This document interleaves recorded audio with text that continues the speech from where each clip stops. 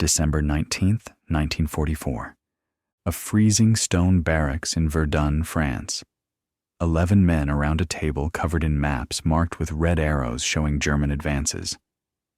Supreme Commander Dwight Eisenhower looked at the one general who hadn't stopped smiling since the meeting started. "George," Eisenhower said quietly, "how fast can you get 3 divisions to Bastogne?" Outside, the largest German offensive in 4 years was tearing through American lines. The 101st Airborne was surrounded. Some commanders were talking about evacuating Paris. The room went silent. Patton's Third Army was 100 miles away, fighting in ice and zero visibility. Field Marshal Montgomery had already done the math. Moving them would take 4 days, minimum. But Patton looked Eisenhower in the eye and said 2 words: 48 hours. One general actually laughed. Montgomery said nothing, but his expression said everything. This American cowboy was about to get a lot of men killed.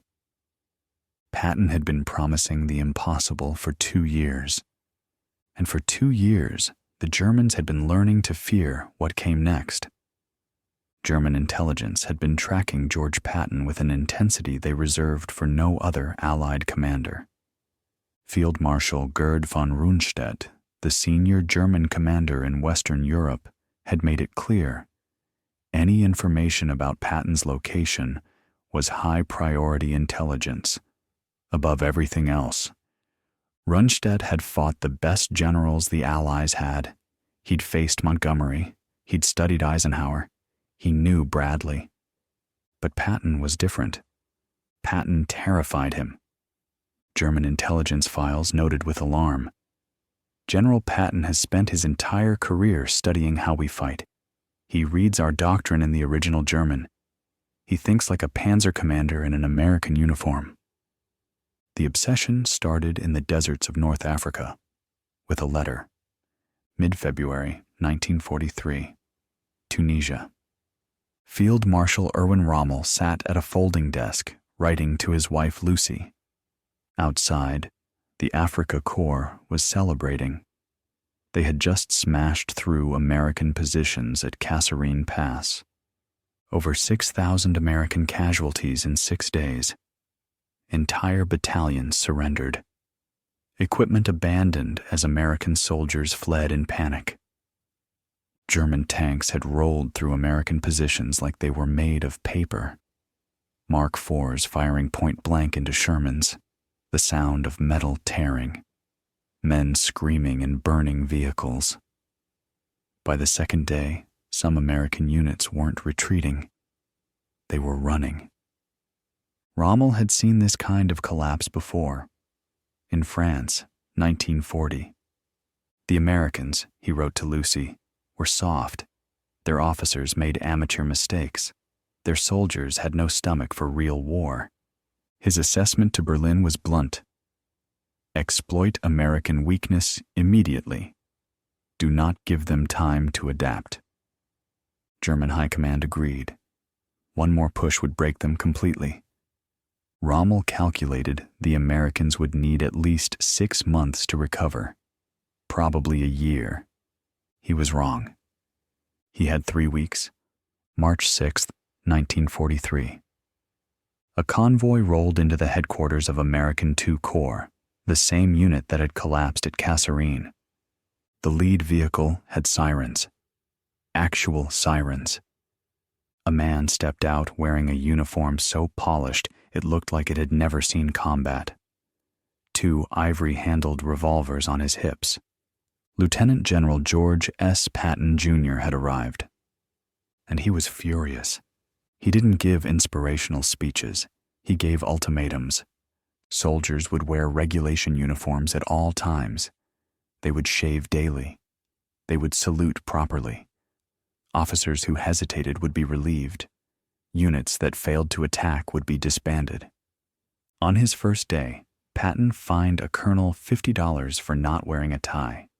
He relieved a battalion commander on the spot for having dirty soldiers. He stood at the entrance to the mess hall and personally inspected every man's helmet strap.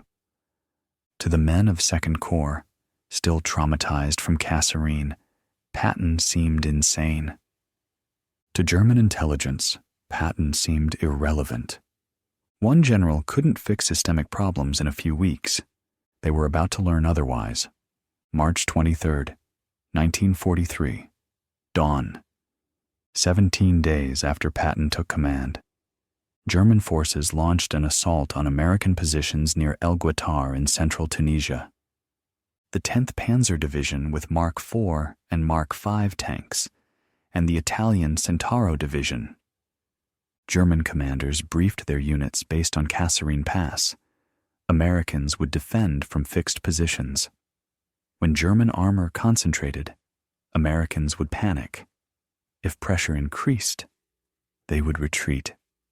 The plan was built on that assumption. The plan was wrong. At 6 a.m., the 10th Panzer rolled toward American positions held by the 1st Infantry Division, the Big Red One. Visibility was good. Terrain was favorable. The lead Mark IV commanders could see the American positions clearly: foxholes, sandbag positions, the dark shapes of M4 Shermans hull down behind ridges. Then the world exploded. American artillery opened fire, not scattered fire, not ranging shots, time-on-target salvos, multiple batteries firing at different ranges, all timed so every shell landed on the same target at the exact same second. The first salvo hit a German infantry company advancing on foot. 30 men disappeared in a cloud of dirt and shrapnel. The survivors couldn't hear, couldn't think, blood running from their ears. A second salvo landed directly on a Mark IV. The tank's turret separated from the hull and flipped through the air like a coin. Radio operators in the German column heard urgent calls. Casualties heavy. Request medical evacuation. Cannot advance under this fire. But the 10th Panzer kept moving. This was expected resistance. Push through. Close with the enemy. That's when the American tank destroyers opened fire. M10s positioned in concealed hides, invisible until they fired. 3-inch guns that could punch through German armor at 1,000 yards. A Mark IV took a round through the side. The penetration killed the entire crew instantly. Overpressure from the shell's impact liquefied their organs before the fire consumed what remained.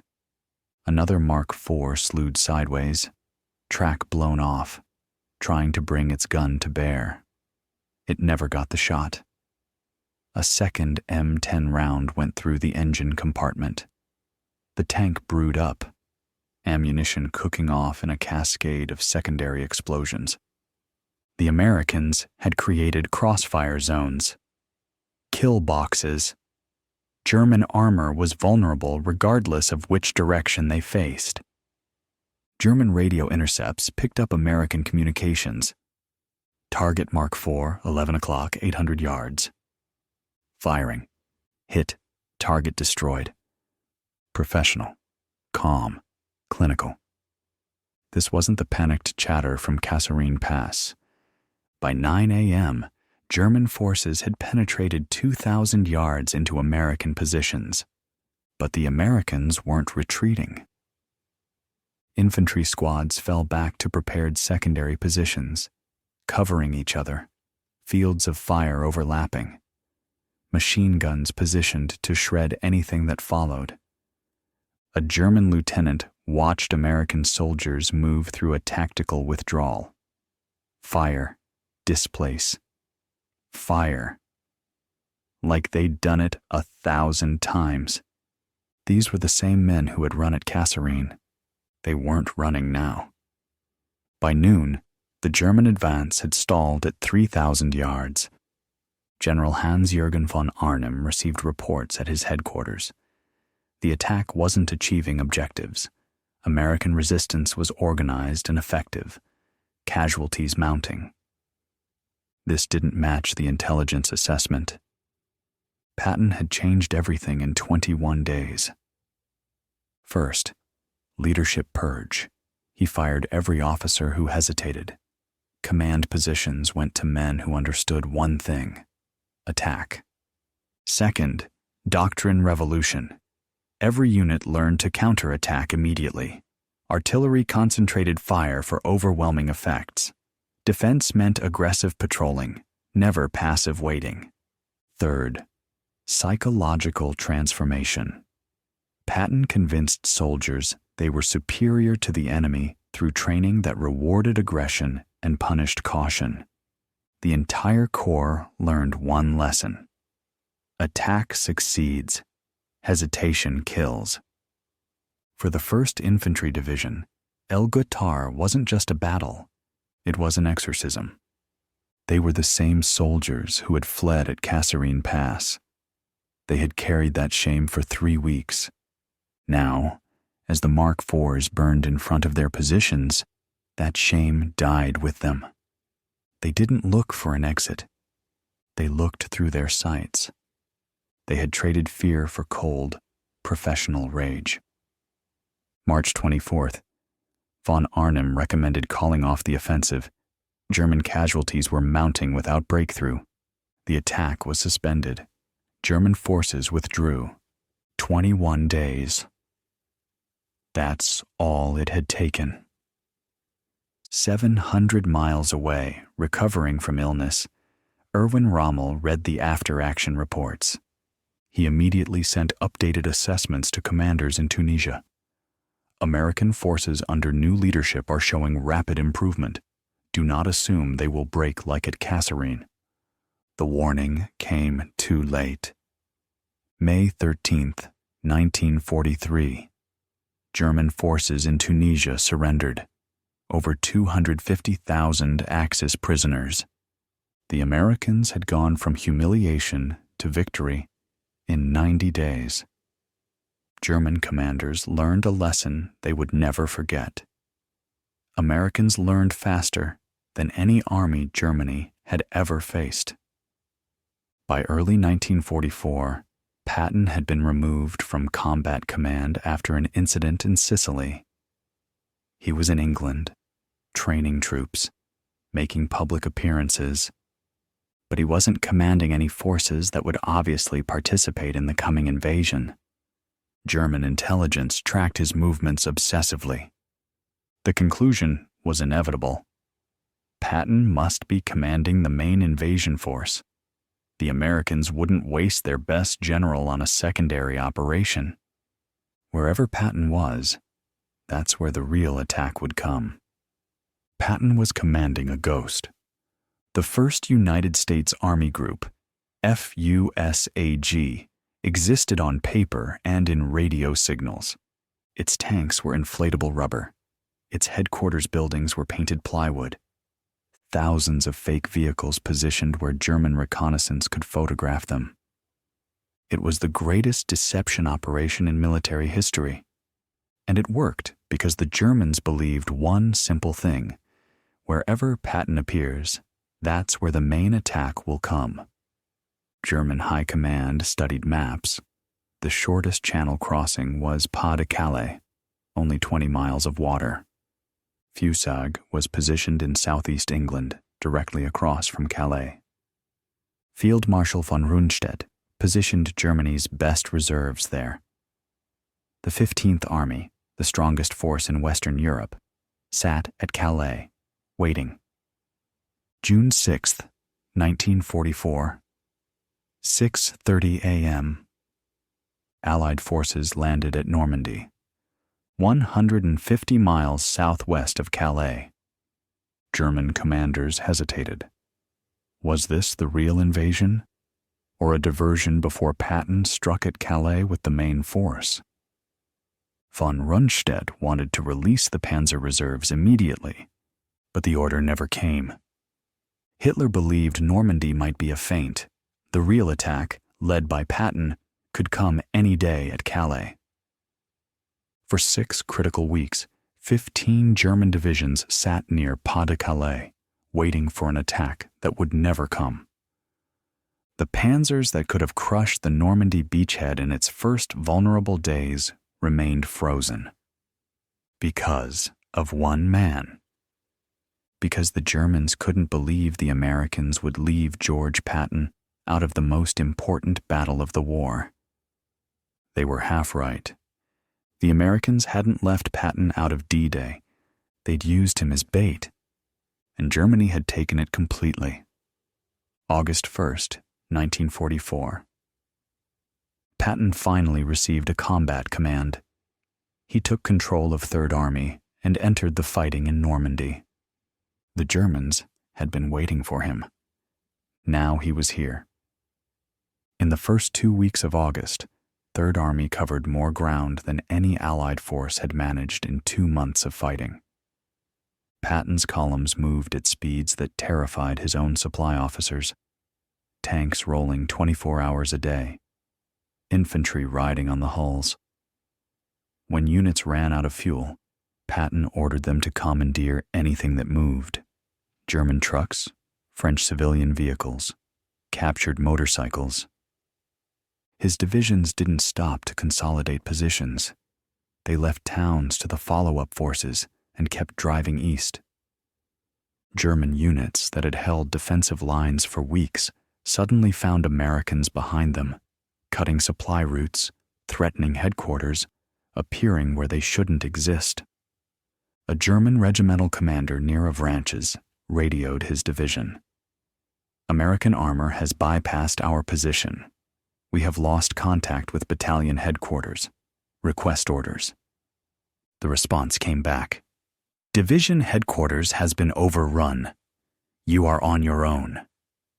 The German command structure in western France collapsed. Field Marshal Günther von Kluge sent increasingly desperate reports to Berlin. The American Third Army is everywhere. Every time we establish a defensive line, Patton is already past it. The situation is out of control. By mid-August, Patton saw an opportunity to end the war in France in a single stroke. German armies were retreating through a narrow gap near Falaise. If Allied forces could close that gap, they would trap hundreds of thousands of German soldiers. Patton pushed north while Canadian and Polish forces pushed south. The pocket tightened. Inside the pocket, German units panicked. Soldiers abandoned their vehicles and ran on foot. Officers lost control of their men. The roads became clogged with burning trucks, dead horses, overturned artillery pieces. Allied fighter bombers circled overhead like vultures, typhoons and thunderbolts diving on anything that moved. The Jabos, the Germans called them, the hunting planes. A Wehrmacht soldier wrote in a diary found later, "The roads are carpeted with dead, horses screaming, men screaming. The smell of burning flesh so thick you can taste it. This is not retreat. This is extermination." German losses exceeded 50,000 captured and 10,000 killed.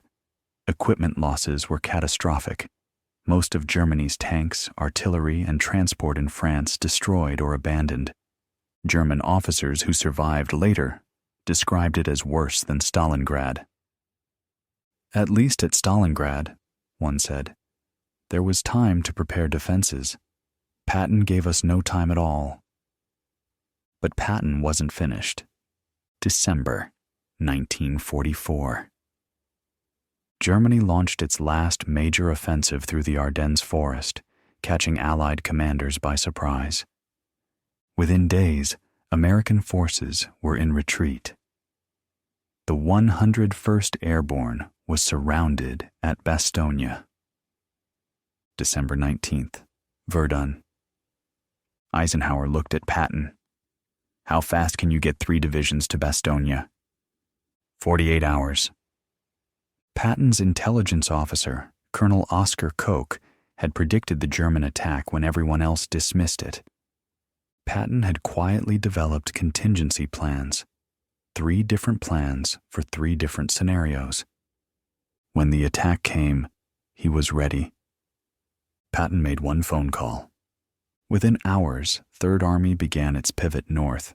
133,000 men, 133,000 vehicles, 62,000 tons of supplies, 100 miles in winter conditions across icy roads. Entire divisions received orders at midnight. Pack everything, turn 90 degrees north, start moving. No delays, no excuses. Tank crews who had been sleeping in their vehicles for warmth started engines that had been silent for hours. The frozen metal screamed in protest. Infantry battalions marched through blizzards, following the dim taillights of the trucks ahead of them. Men slipped on ice, fell, got up, kept moving. Artillery batteries unlimbered their guns, hooked them to trucks, and rolled north without firing a single shot in their current sector. Supply trucks loaded ammunition, fuel, rations, everything a division would need to fight for a week without resupply. The entire operation happened in darkness, in freezing temperatures, across roads that became skating rinks. German reconnaissance didn't see it coming. How could they? Armies don't pivot like this. Logistics don't allow it. But Patton's army did. 48 hours. The Germans couldn't believe it. They had expected weeks before any serious counterattack. Instead, Patton was already hitting their southern flank. December 22nd, 1944, exactly 48 hours after the Verdun meeting. Patton's artillery opened fire south of Bastogne. He had kept his promise. On December 26th, Patton's tanks broke through the German encirclement. The 101st Airborne was relieved. Bastogne held. The German offensive was broken. May 8th, 1945. Germany surrendered. Allied intelligence officers began interrogating captured German generals. One question came up again and again. Which Allied commander did you fear most? The answers were remarkably consistent. General Günther Blumentritt. Montgomery was predictable, methodical. We always knew what he would do next. That made him easier to fight. General Fritz Bayerlein. Bradley was competent but cautious. We could anticipate his movements and prepare accordingly. But when they talked about Patton, the tone changed. Field Marshal von Rundstedt. Patton was the Allied general we most feared. He was unpredictable, aggressive, dangerous. Bayerlein again. Patton was the only Allied commander who had the instincts of a German panzer leader. He understood maneuver warfare at an intuitive level. He made decisions faster than we could react. Von Rundstedt's final assessment was chilling. Patton was the supreme master of mobile warfare.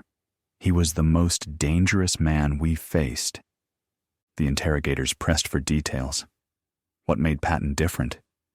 German commanders could predict what most Allied generals would do. They understood the doctrine, the caution, the reliance on overwhelming firepower. Patton didn't follow those rules. He attacked when doctrine said to defend. He advanced when logistics said to halt. He took risks his superiors considered reckless, and his enemies considered terrifying. Blumentritt put it this way: we respected Rommel because he was bold and unconventional. We found those same qualities in Patton. The difference was that Patton had the industrial power of America behind him. Rommel with unlimited resources. That was our nightmare.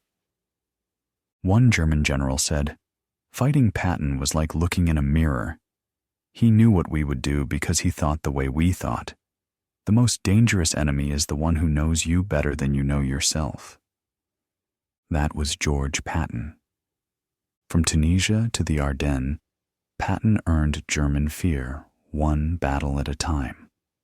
At El Guetar, he proved an army could be transformed in 21 days. At D-Day, he proved deception could freeze 15 divisions without firing a shot. At Falaise, he proved breakthrough could become annihilation. At Bastogne, he proved the impossible just takes 48 hours. The Germans invented blitzkrieg. They wrote the doctrine. They perfected the tactics. They conquered most of Europe with it. But when they finally faced an opponent who had internalized their own philosophy and combined it with American industrial power, they had no answer. December 19th, 1944. That room in Verdun. When Patton said 48 hours, he wasn't grandstanding. He was speaking a language the other Allied generals didn't fully understand, but the Germans understood perfectly. The language of maneuver warfare, of decisive action, of speed as violence. Montgomery heard it and thought Patton was reckless. The Germans heard it and knew exactly what was coming. They'd been hearing it since El Guitar. They'd been dreading it since Sicily. And now, in the frozen forests of the Ardennes, they were about to experience it one final time. 48 hours. That's all it took to shatter Hitler's last offensive. That's all it took to prove that Patton had mastered the very doctrine Germany had invented. After the war, a reporter asked Montgomery what surprised him most about the Americans. He paused, then said, "They don't know when something is impossible." He meant it as criticism. Patton would have taken it as a compliment. Field Marshal von Rundstedt commanded German forces through the entire Western campaign. But when asked which Allied commander he feared most, he didn't hesitate. Patton, always Patton.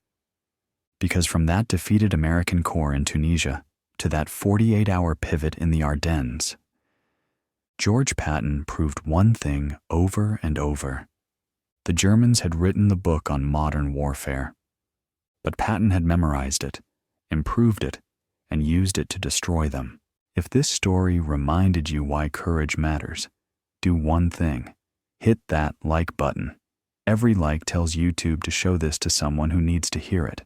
Subscribe to Secret War Journal. We're rescuing the stories they don't teach in schools, the moments that changed history in 48 hours or less. Drop a comment. Where are you watching from? Did someone in your family serve? What story should we tell next? These men didn't fight to be forgotten, and you're helping make sure they're remembered